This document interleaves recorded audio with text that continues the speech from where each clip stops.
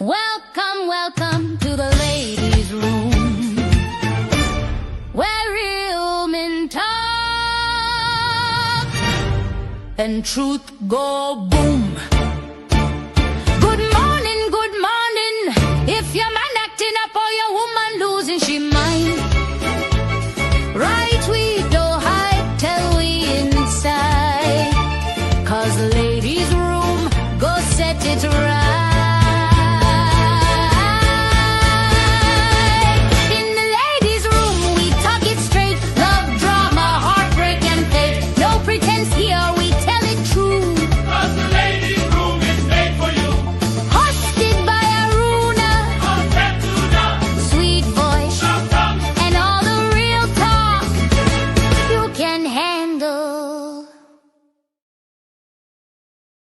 Lead, Strongman Protect. I am DJ Blackstone from Power 95, and I would like to invite you to join us on Sunday, International Women's Day, as we take a march from the Foodland Car Park on the Laboon Road to the Carenage, as we show our solidarity and love and respect to all the women of the nation. Wear something white. Meet us there this Sunday.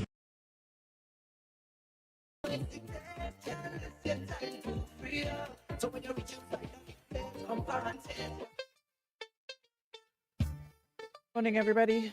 My apologies for the late start. Yeah, you know how it works with technology sometimes, but we are definitely up and running now. So good morning. Welcome to the room. Final one for the week. And of course, it's indeed a pleasure to have you back with us on this Thursday, March 5th. And of course, we got to say special thank you to our kind partners for making this segment possible. Thank you so much, St. Augustine Medical Services, Land Store, Western Union, and Beacon Insurance for powering up our morning once again.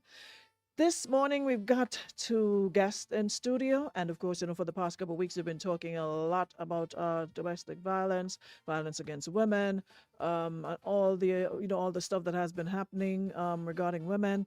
And they're part of a movement. They'll tell us who they are when we introduce them on camera. But first, I just wanted to say this is the youth speaking today. We've spoken to practically everybody in terms of the adults.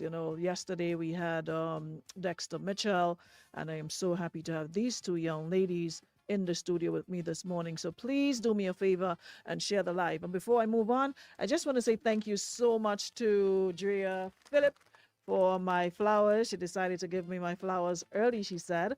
International Women's Day on Sunday. And just to show her appreciation for, the work I've been doing, and enlightening and empowering and, just trying to get us women up to speed and, just for the past couple of weeks going hard, and it really, really, really, really means a lot, because sometimes you just do what you love and you hope, it will fall on fertile ground. So it's nice, really nice to be appreciated. And I want to say thank you so much, Drea, for recognizing what I'm doing. And thank you so much for, the positive words, the encouragement, etc. Truly, truly appreciate it. And I appreciate you. And to everyone who reach out, in one way or the other and to say, yes, we see you, keep going. We got you. All right. And for those of you who always say you got me, I hope you will have me on Sunday when you come out to be part of our walk. All right. We are definitely looking forward to partnering with everybody. And I want to say thank you again to George F. Huggins and the Ministry of Social Development for coming on board to be part of this movement. Like we said, this isn't about noise. It's about meaning. It's not about hype. It's about heart. And we're coming together to honor presence, perspective, and progress, because real change starts when we stand together, right?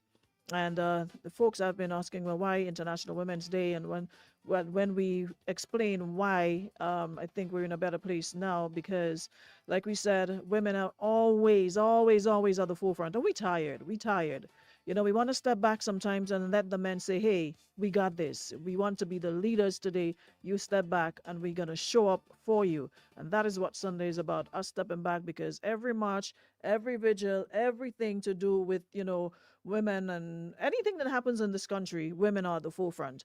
And that's why we said on International Women's Day, I think it would send a strong message that, hey, yes, we're strong. Yes, we can do it, but we need you. We don't work in isolation. And no matter how much, we have a go at them at times, we can't do it alone. We can't do it alone. If that was the case, there would only be men, or there'll only be women, or men will be on an island by themselves, we'll be on another one by ourselves doing our own thing. But since we are together to coexist, each one help the other. That's what it's about. So Sunday, we're looking forward to seeing everybody from 4 p.m. We're going to assemble at Kirani James Boulevard, and then we're going to walk to the Coronage. And like we said, safe zones will be set up for open dialogue, meaningful conversations, and access to support services. We're going to have guest speakers. We're going to have spoken word. We're going to have entertainment from a selected set of artists who can really push that message of, strength and support and standing by our women. That's what we're all about. So hope you guys are going to be there. And don't forget to wear white. Wear something white as a symbol of support and solidarity. All right. So again, everybody, welcome back to the room. And if you're listening on Facebook or YouTube, I need to put my flowers in some water. If you're listening to us, to view us on your Facebook and YouTube, or you're listening via radio 95.1, 95.3, thank you so very much for powering up once again. So come on in quickly into the room, guys. This morning is a conversation that I need you guys to be a part of, all right? It's super, super important that you join us. This morning in the ladies' room, we're not just having a conversation. We are confronting a reality. And you probably saw two of the young ladies on TV, on the news last evening.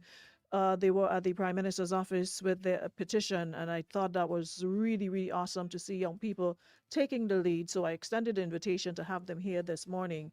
All right, because across Grenada right now, conversations about sexual and gender-based violence usually happen in whispers.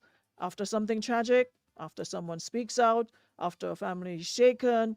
But today, it's young people who are stepping forward and saying enough. And like I said, a group of youth from across the island, they formed a new advocacy organization. And they didn't just post online or complain in group chats. They organized, they mobilized, and they delivered a petition directly to the Prime Minister's office demanding action. And that is not small. That is not small, because sexual and gender-based violence is not just a women's issue, It affects families, it affects communities, it affects young men, it affects young women. And whether we admit it or not, it's shaping the emotional and the psychological landscape of our country. The questions: are we doing enough? Are our laws strong enough? Are we protecting victims or protecting reputations? And why does it so often fall on young people to push for change?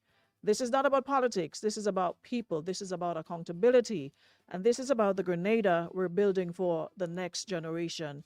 Hence, they're here this morning to speak to us. Guys, I want you to give a warm ladies' room welcome to Roanna and Nenki. Welcome. Good to have you ladies in the studio with me this morning. Thank you so much for accepting the invitation. Just pull the mic up a little closer to you. Well, happy to be here. Okay. Thank you. Come a little closer, Nenki. Yeah. All right. Might have to pull the chair closer. Just come a little closer because we want to hear you very clear this Yes? morning. Is this okay? Go, Better? go again. Better? 1, 2, 3. Guys, are they loud and clear? Are you hearing them clearly? All right, good. Alrighty, so like I said, they're here this morning. And first off, before we do anything else, a lot of our time has gone, so we want to make sure we catch up as best as we can. Speak to us about your group, what it's about, and what sparked this movement. Was there a specific incident, or was this building for a while? Well, the group is called Grenada Youth Against Sexual and Gender-Based Violence. Even though we have been having our discussions in private as friends, this official formation started after the death of Alejandra Lett. We saw that people were being outraged, but then one of my friends who was directly affected by that because his sister was in the same class as Alejandra. He was like, well, they're going to just be outraged and then nothing would be done. Mm-hmm.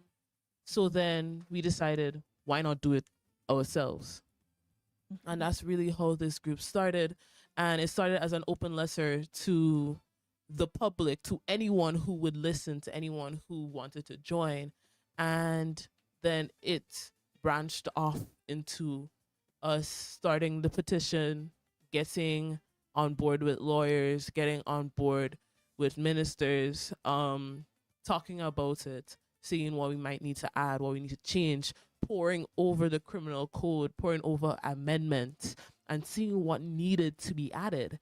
And that's kind of how our petition became as it is now. Wonderful. Why did you feel like now was the time to organize instead of just venting on social media like so many, tend to do? Well, as you said, people tend to just vent on social media. But if we continue venting, what change will there be? Are we waiting for our government to just decide, okay, this is the change we want to make and then make it? Yeah. How long do we have to wait? How much more women have to suffer? How much more children have to be in situations where they cannot control? How much more people have to be exploited for change to happen? Right. So if you don't see the change that you want to see, you have to make that change. You have to be that change. As the community as well, because Come closer. more closer. As the community as well, because this is affecting every individual person on the island.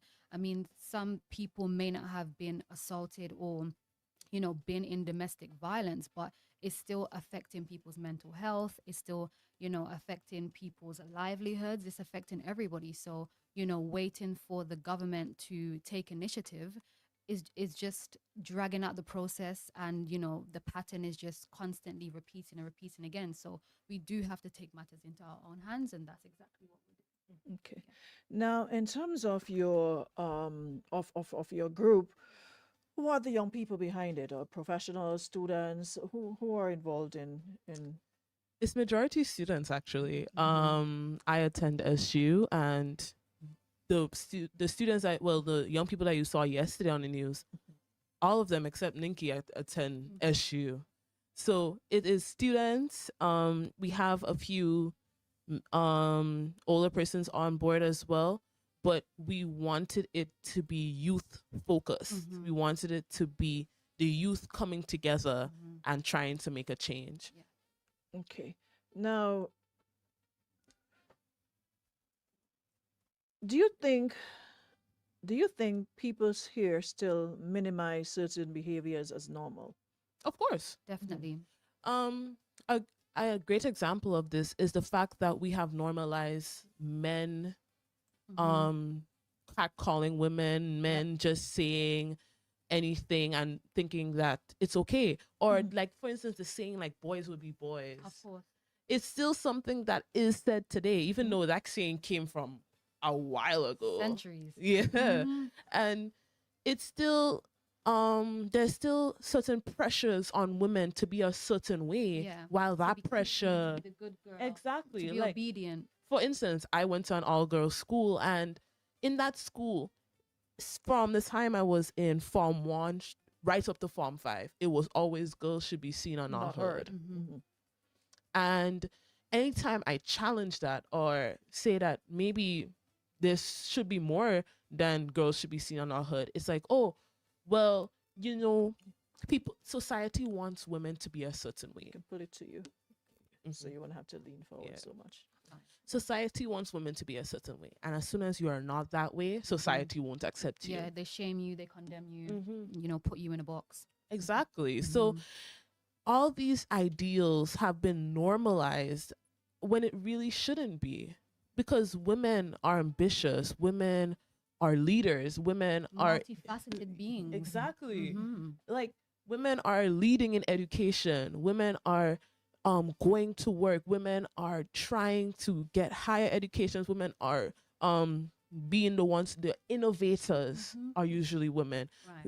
Who want to see change are usually women. For instance, we know that this is maybe a random example, but sunscreen. We know that on Black women, most sunscreens appear like a white cast. There's a Black woman currently working on getting a mineral sunscreen, and she changed the chemical compounds of that to make it sure it's not showing up as a white cast.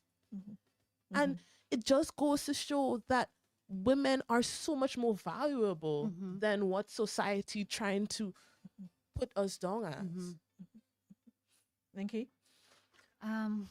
Honestly, everything you said there, and just including the fact that we're doing all of this, and yet we still have to make sure that the kids are okay. We still have to tend to our husband. We still have to make sure that the house is in order and clean, and have food for our husband. Just in time before he comes home from work.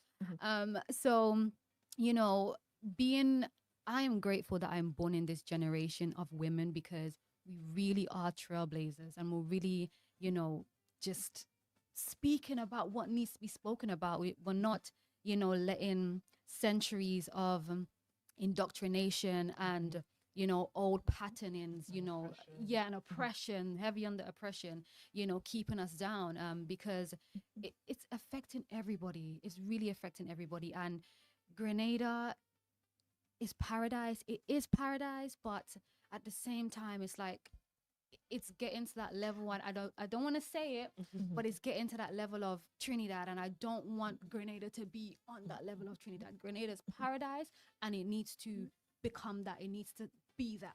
So as young people, though, are you willing to call out toxic behaviors publicly?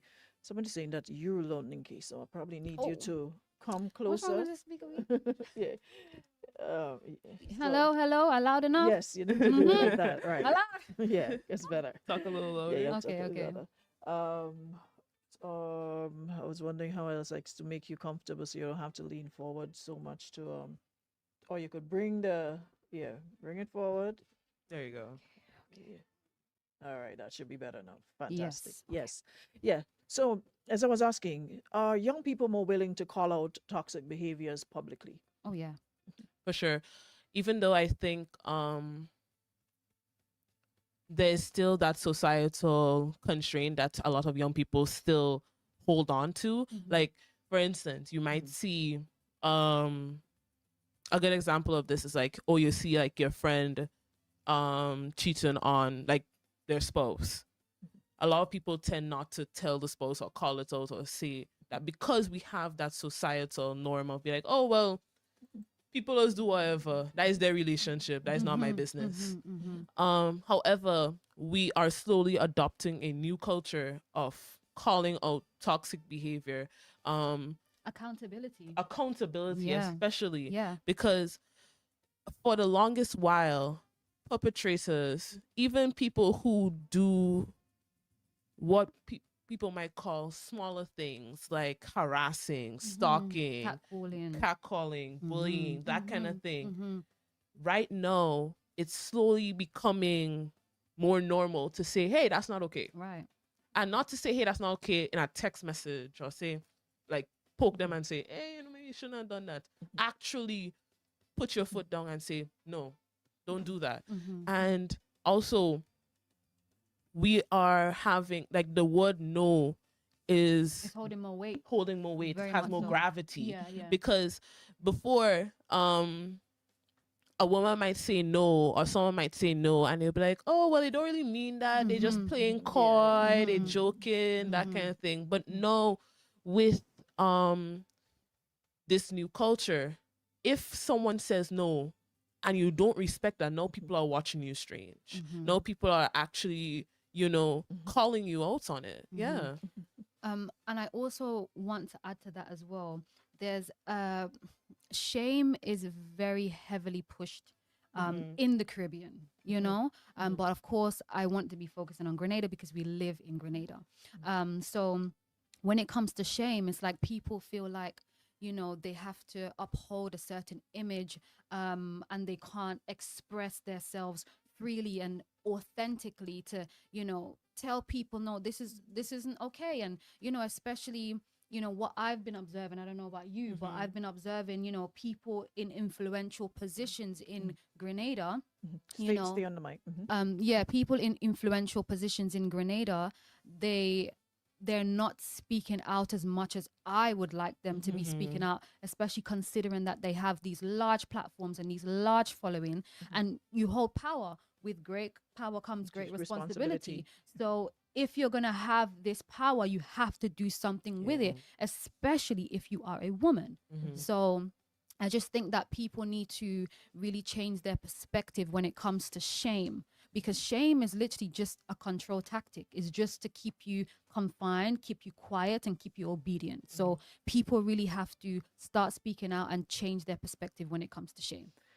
I'm so happy that I that you guys are doing most of the talking, because I want you to be heard, you know, because I do all of the talking a lot of the time. So it's really, really nice to have you young ladies here to, you know, add your voice to the conversation.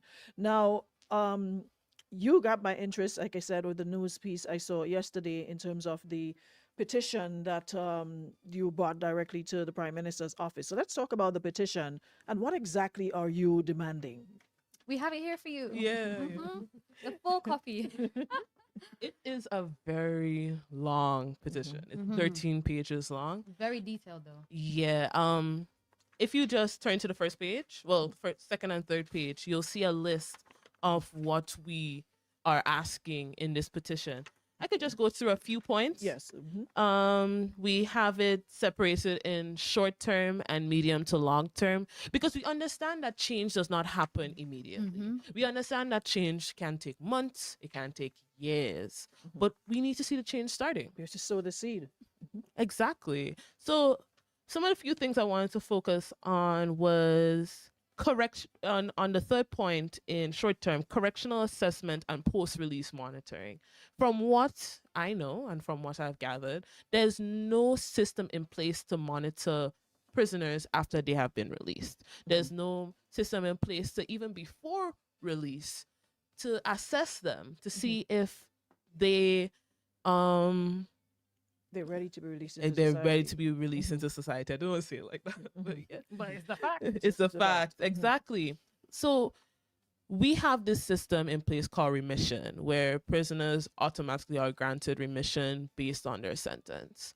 So a lot of times that's how people serve shorter sentences. But it's an automatic process. So there's nothing there to say, okay, this person is granted a remission. But should they be let out on early release? There's no council, there's no board, there's no meeting.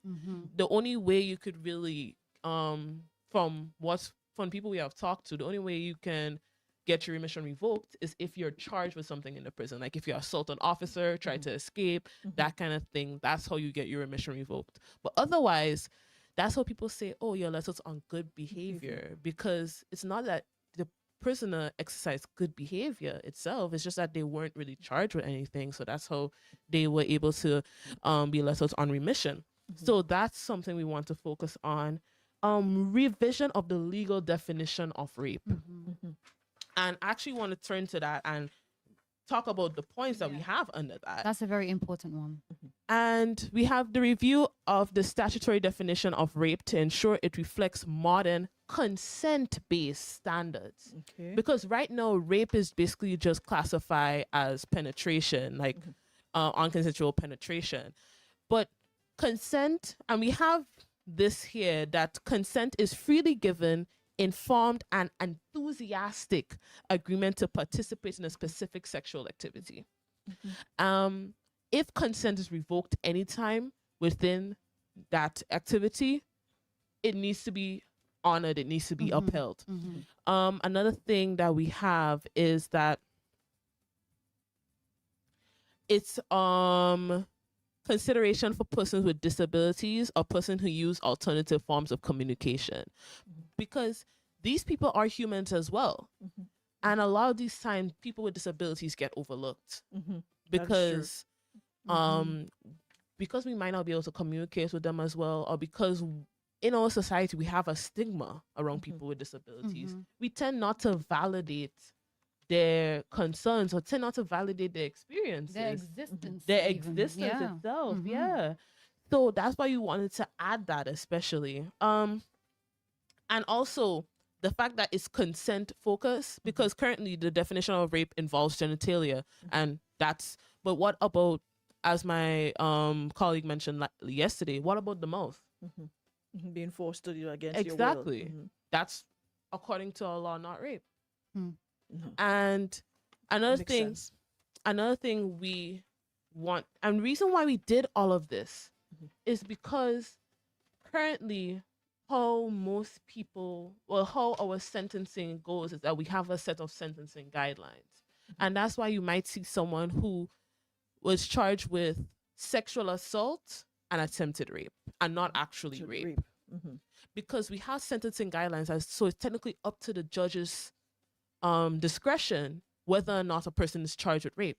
So instead of it being a mandate, instead of it So being that's your discretion. Yes. So discretion has to yes, go once it is. You do all the necessary, and it is what it is. There's no discretion. exactly. So I can understand the concern being like, oh well, what about evidence and other factors? Yes, you still want discretion to be a part of the judicial system, otherwise that's removing the human aspect of the judicial system. But there's certain things that once a person commits it, they automatically need to get the punishment. Yep. There shouldn't You be do the any, crime, you pay the time. exactly. There shouldn't be any discretion in that. Yeah, 100. Let's see. Another point I wanted to talk about. The list long. The list Yeah, long. List, yeah. very And long. You need to make this Is public. marital rape. The fact that marital rape is not considered, well, is separate to rape, and it serves a lesser sentence than rape. I think rape is rape across the board. Exactly. It's Once it's against your will and you have evidence to support that it is, why give it a particular term? Like, okay, so Exactly. that Why means it's separate it? okay if I do it while we're married, I'm gonna get a lesser sentence compared to.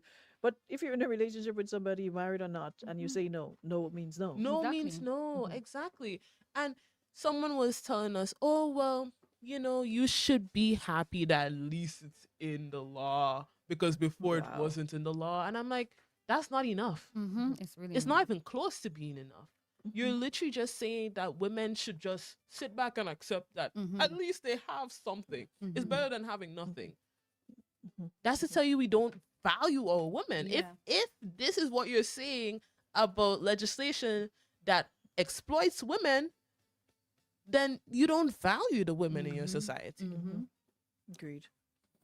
All right, so we have, and one more thing I want to talk about was defensive protective measures, like things like pepper spray, tasers, that kind of thing that women can carry to feel safer on the street.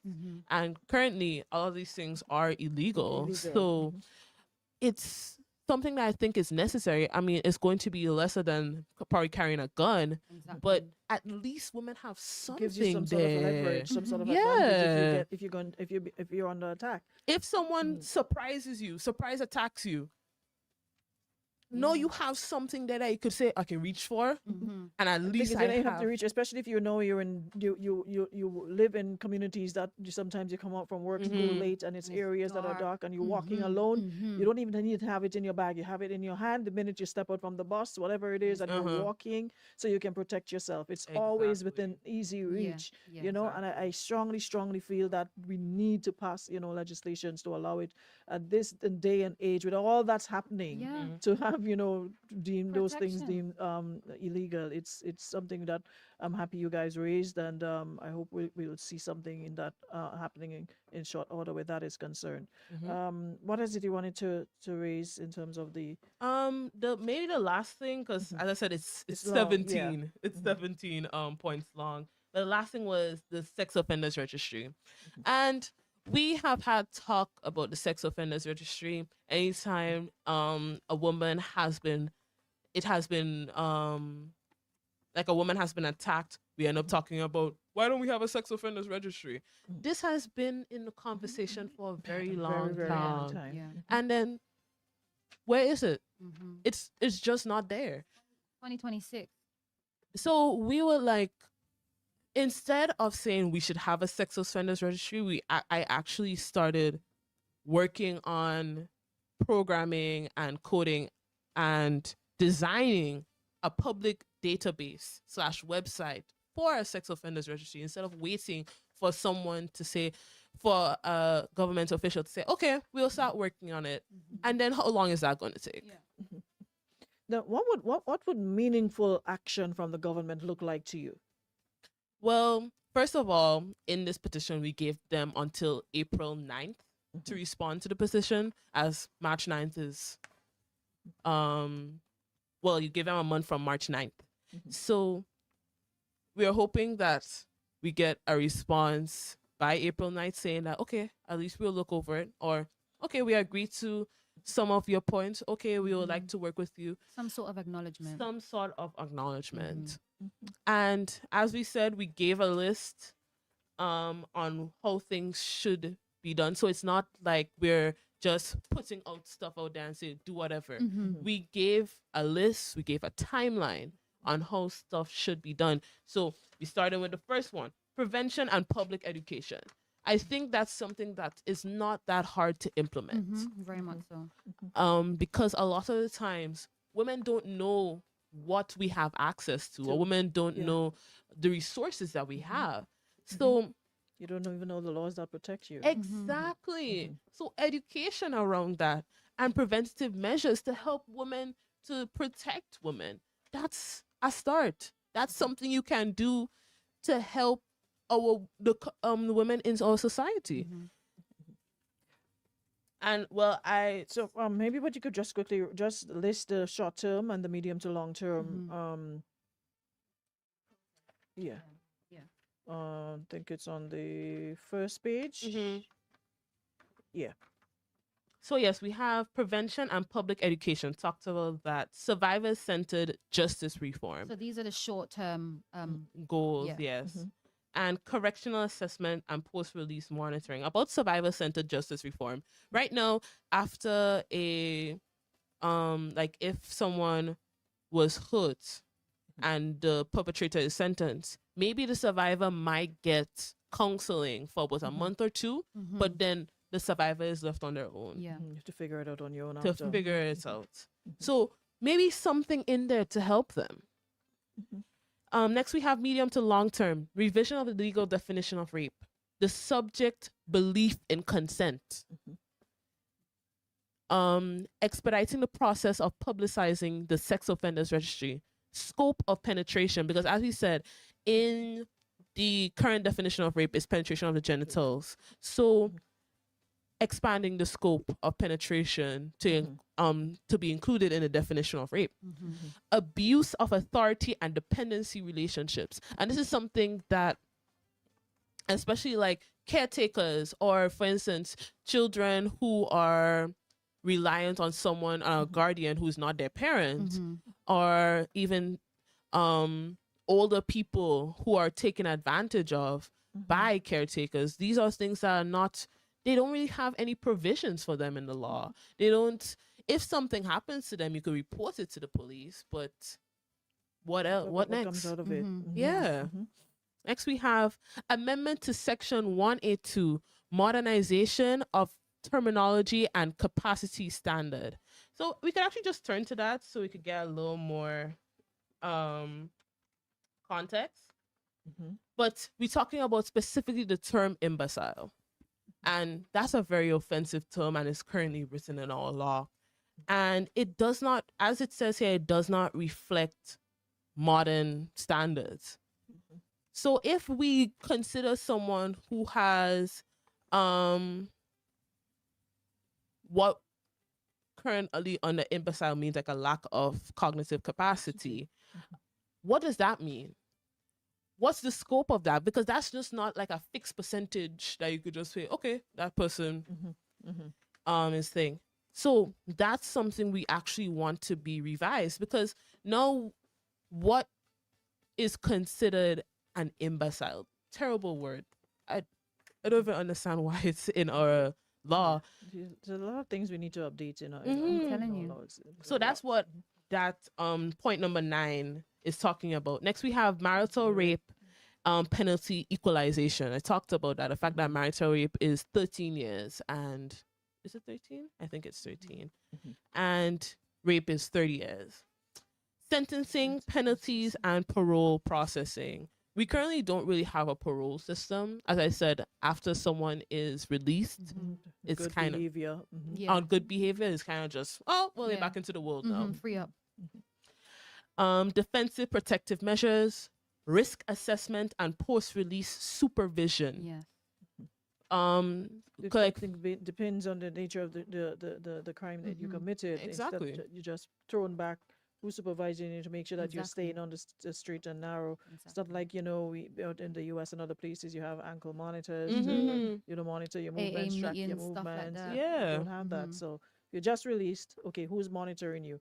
Are you checking in? Do you have days you have to check in? Do you have days that you're still getting counseling, etc.?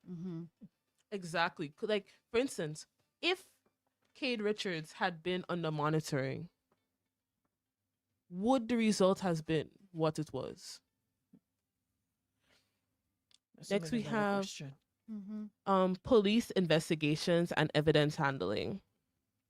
A lot of the police investigation are supported by public and people providing tips voluntarily. What are the investigative standards? What is the evidence handling standards? What do victims know about their rights?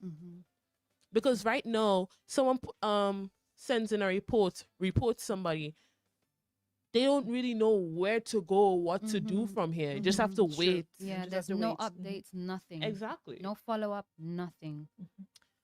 Next we have revamping Grenada's forensic capabilities. So things like rape kits, DNA testing. We currently don't do it in Grenada. From what I know, we ship it off to Trinidad or sometimes Barbados, and then we get the results back. So there's no way for us to really do it Like, in you need to get Grenada. it immediate results. Exactly. And we are having this conversation that's saying it could be like a contract with one of these countries saying to give a guarantee to victims that if they submit their DNA or submit evidence that we have these stipulations in place that they can look through, they can see, and they can say, okay, my evidence is going to go to Trinidad, it's going to come back, and within this time frame, I'm going to get my results. And let's see, specialized sexual offenses unit retraining. I'm aware that they were having training courses for the special victims unit, but right now, if I were to go to a police officer and say, hey, this is what happened to me, do they know how to handle it. handle it? Do they know how to go about getting me to the right persons? Do they know how to go about Giving me the right information. giving me the Yeah. right information, collecting evidence? Mm-hmm. Do they know how to do that? Valid. Next, we have formal probation against unauthorized creation, possession, or distribution of digitally explicit material without consent. There's this term called like revenge porn, where There's a lot of that. exactly, especially in Grenada, where we have someone breaks up a relationship and then someone posts the sexually explicit materials of the ex, and right now, that's just public shame, but the person can't really do anything about it Yeah. because it's already posted. And this especially happens to children who are exploited. That happens a lot. Like, because I have seen this personally, like someone might have helped a girl through school, an adult man might have helped a girl through school, and might have forced her or asked her to take explicit pictures of herself and then threaten her with those pictures as soon as she tries to leave and say, oh, I'll just post them. There's nothing And out of protecting. fear, you decide, you know what, I'm just gonna stay in this situation because Exactly. I'm fearful of what what might happen. So There's nothing protecting these victims. There's nothing protecting these survivors. But yeah, that is our 17 points. yes, I'm gonna and- take my time and go through them. But if to join or want to get a copy to be part of your movement, how can they do so? We have contacts at the back. Okay, so I'll definitely We share have that an with- email. We have 2 phone numbers. You can contact both phone numbers or the email, and we would be happy to provide you a copy. Yeah. Righty, so it's about time for us to go. But Mm-hmm. if the Prime Minister were listening to this show right now, what would you say directly to him? I would say, well, first of all, I hope you read through the entire thing. I'm going to sit and take my time with you. And I would say we want change. Yeah. We We demand desperately change. need Yeah. change. Mhm. And I hope you are willing. I hope you're willing to work with the young people. I hope you're willing to get your team on board, because we are willing and we are ready Mhm. to act now. Very much so. So I hope we can have discussion about our petition Mhm. and see good changes brought about for Grenada and our society. Yeah. Nikki? Step by step. Mhm. This isn't really to address the Prime Minister. This is some points that I wanted to also speak about in terms of collective healing in Grenada. So I wanted to speak about adapting the holistics approach towards our healing. So, looking at the whole person, the individual, looking at their mental health, their emotional state, their spiritual state, because, we oftentimes do condemn the individual, but we have to look at, okay, are they stable? Mentally, are they okay? Spiritually, are they okay? Physically, are they okay? And I feel like right now in Grenada, this is just addressing the community. It is very heavy what's going on right now, and people have to have a very stable mind in order for them to really see what's going on, and in order for them to actually come together and unify and put their their energies towards a collective cause like what we're doing. So that's really important, as well as just having a more healthier, balanced diet. The food that you're eating is also very important to fuel your mind, to have a clearer mind. And then spiritually, how is your spirit feeling right now? This is a time where everybody needs to be in solidarity, in love, in community, in union, and love conquers all. Love is the highest frequency. I'm always saying this, and I love Grenada. You love Grenada. You all love love Grenada. Grenada. All love Grenada, loves Grenada. And I just feel at this time there's a division, and we need to come together collectively to pour our energies and our efforts into healing Grenada. Agreed. Well, I hope to see you young ladies on the road with us on Sunday. Definitely. Yes, and something Yes. white. Yeah, because like I said, together, collectively, we have to do this. But this is not the end of the conversation. I'll definitely would like to have you guys back so we can continue the dialogue, because there's a lot of conversations we A need to lot. have. So I want to say thank you so much on such short notice, and we'll definitely continue.